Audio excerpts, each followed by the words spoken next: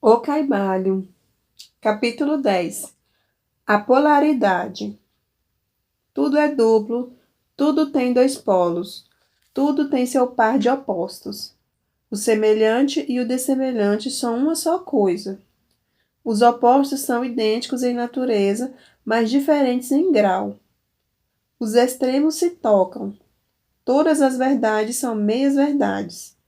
Todos os paradoxos podem ser reconciliados. O Caibalho.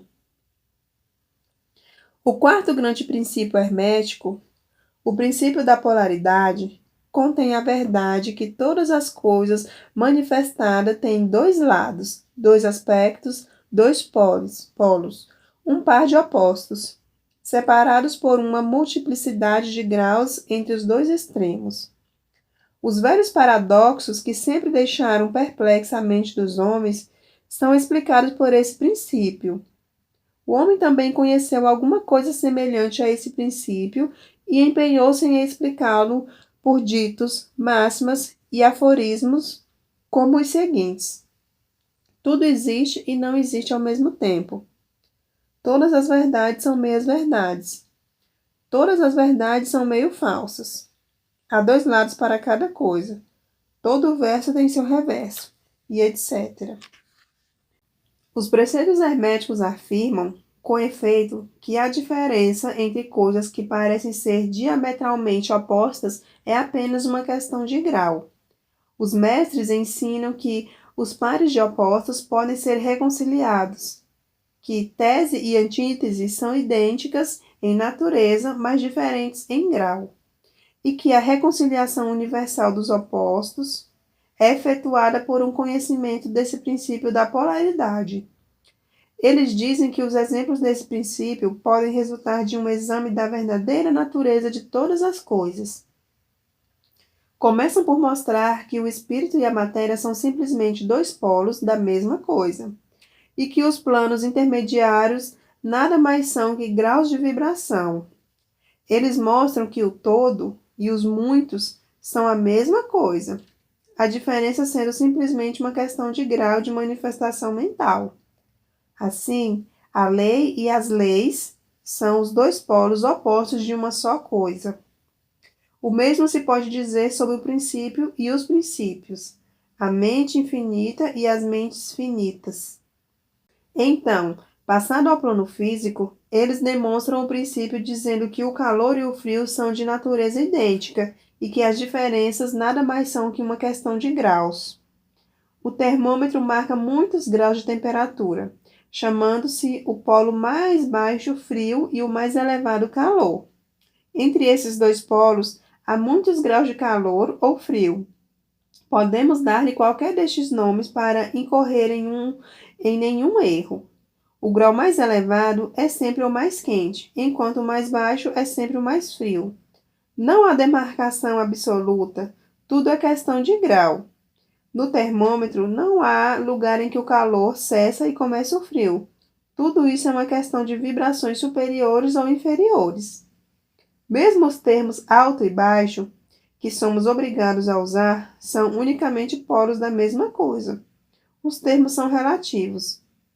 O mesmo se pode dizer de leste e oriente e oeste e ocidente.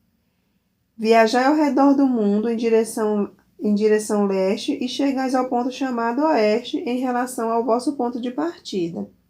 Viajai para o norte e, em dado momento, parecer-vos-á estar em direção ao sul ou vice-versa.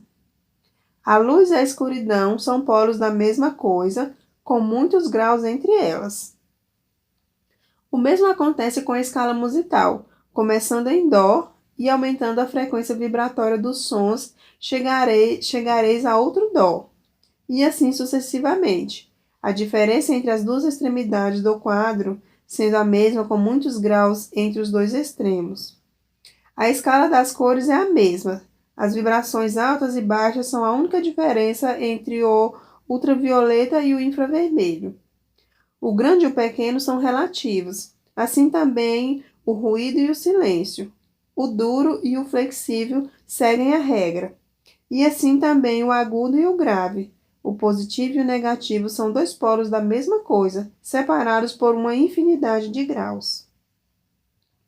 O bem e o mal não são absolutos. Chamamos uma extremidade da escala de bem e a outra de mal, ou uma de mal e a outra de bem, conforme o uso dos termos. Uma coisa é menos boa de que a coisa mais elevada na escala, mas essa coisa menos boa, por sua vez, é mais alta, melhor, que a coisa imediatamente inferior a ela. E assim por diante, sendo mais ou menos regulado pela posição na escala. E assim é no plano mental.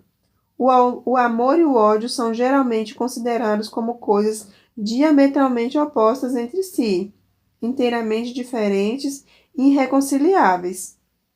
Mas aplicamos um princípio da polaridade e constatamos que não há nada que se possa chamar de amor absoluto ou ódio absoluto como sentimentos distintos entre si.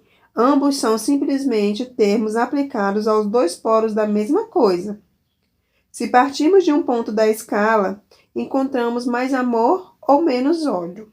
À medida que nos pomos a subi-la, e mais ódio e menor amor, conforme descemos, o que é verdadeiro, seja qual for o ponto superior ou inferior de onde tivermos partido.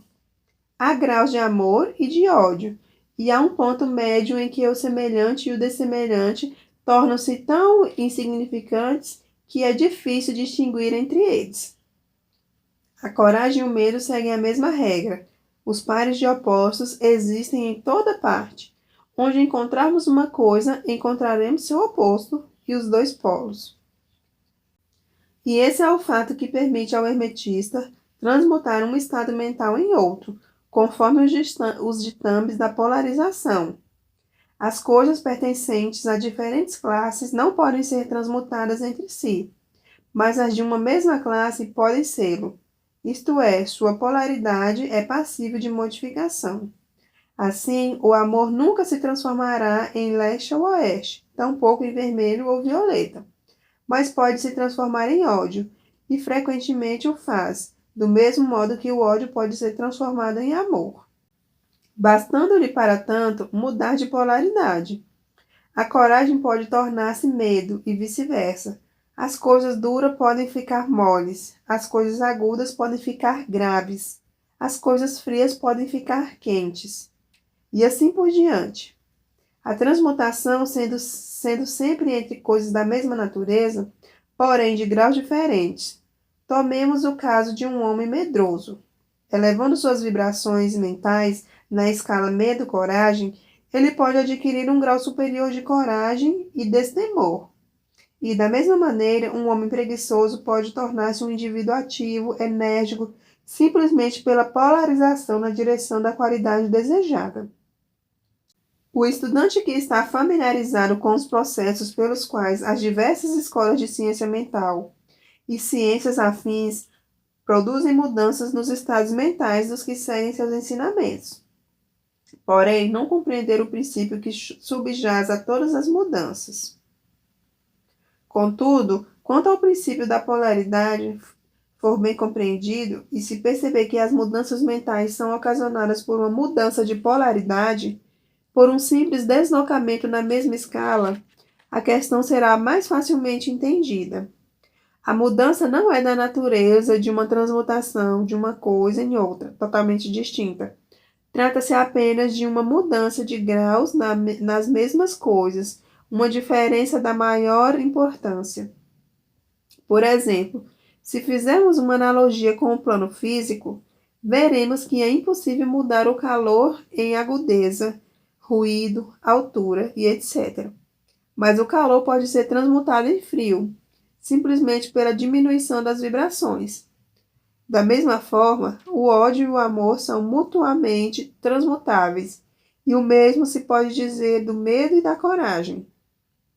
O medo, porém, não pode ser transformado em amor, nem a coragem em ódio. Os estados mentais pertencem a inúmeras classes, e cada uma tem seus polos opostos, entre os quais uma transmutação é possível. O estudante reconhecerá facilmente que, nos estados mentais, bem como nos fenômenos do plano físico, Os dois polos podem ser respectivamente classificados como positivo e negativo. Assim, o amor é positivo para o ódio e a coragem para o medo, a atividade para a indolência e etc. E também se pode dizer aos que não estão familiarizados com o princípio da vibração, o polo positivo parece ser de um grau superior ao polo negativo, dominando-o facilmente. A tendência da natureza é conceder atividade ao polo positivo. Além da mudança de polos dos próprios estados mentais por parte da polarização, os fenômenos da influência mental, em suas múltiplas fases, nos mostram que o princípio pode estender-se de modo a abranger os fenômenos da influência de uma mente sobre outra, fenômenos sobre os quais tanto se tem escrito e ensinado nos últimos anos. Quando se compreende que a indução mental é possível, isto é, que esses estados mentais podem ser produzidos pela indução de outros, então se pode ver imediatamente como um certo grau de vibração ou polarização de determinado estado mental pode ser comunicado a outra pessoa, e sua polaridade nesta classe de estados mentais pode ser alterada. É no contexto desse princípio que os resultados de muitos tratamentos mentais são obtidos. Por exemplo, uma pessoa é taciturna, melancólica e cheia de medo. Um cientista que trabalha com saúde mental e que, contando com uma vontade muito bem treinada, consegue dar à sua mente as vibrações que desejar e, por seguinte, obter a polarização desejada em seu próprio caso. Produz um estado mental semelhante em outra pessoa por meio da indução. O resultado é que as vibrações aumentam de intensidade e que a pessoa se polariza em direção à extremidade positiva da escala e não à extremidade negativa. E seu medo e outras emoções negativas são transmutadas em coragem e em outros estados mentais igualmente positivos.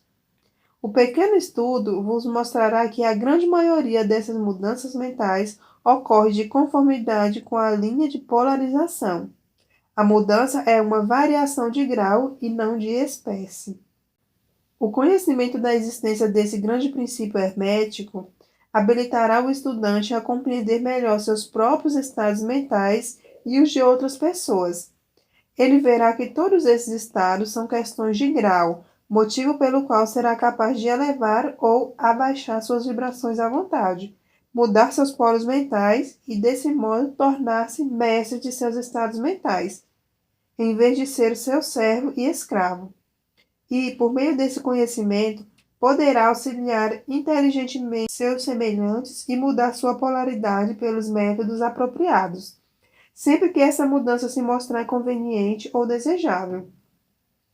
Nosso conselho a todos os estudantes é que se familiarize com esse princípio da polaridade, pois seu correto entendimento lançará luz sobre muitas questões de difícil solução.